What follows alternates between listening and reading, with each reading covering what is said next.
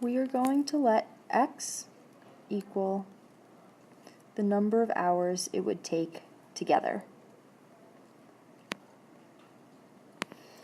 So, in the column in our chart that says hours together, we're going to put an x in for each, because if they're working together, it's going to take them the same amount of time.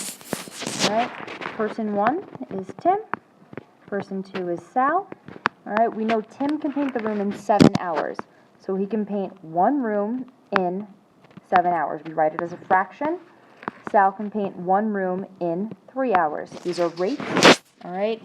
They are not like concepts, so it's 1 to 7 and 1 to 3. Again, we multiply across, and now we're going to get x over 7 and x over 3. These problems are a little different in that the way we set up our equation is adding the x over 7 plus the x over 3 and setting it equal to 1, as in one total job completed. These are fractions, so we need a common denominator to multiply with for the entire equation. For 7 and 3, that common denominator is 21, and we'll now multiply this to all three parts of the equation. So we have 21x over 7 plus 21x over 3 is equal to 21. We can simplify,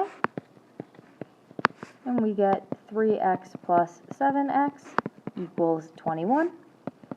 10x equals 21. Divide by 10. Divide by 10. And x is equal to 2.1. So 2.1 hours together. The way we do the checks here, it's a little bit different for these. Again, you're always going back to the original equation. And we're plugging in what we have. 2.1 over 7 plus 2.1 over 3 is equal to 1. 2.1 divided by 7 is 0.3. 2.1 divided by 3 is 0.7. And 3/10 and 7/10 is equal to 1, so it does check out. It would take them 2.1 hours together.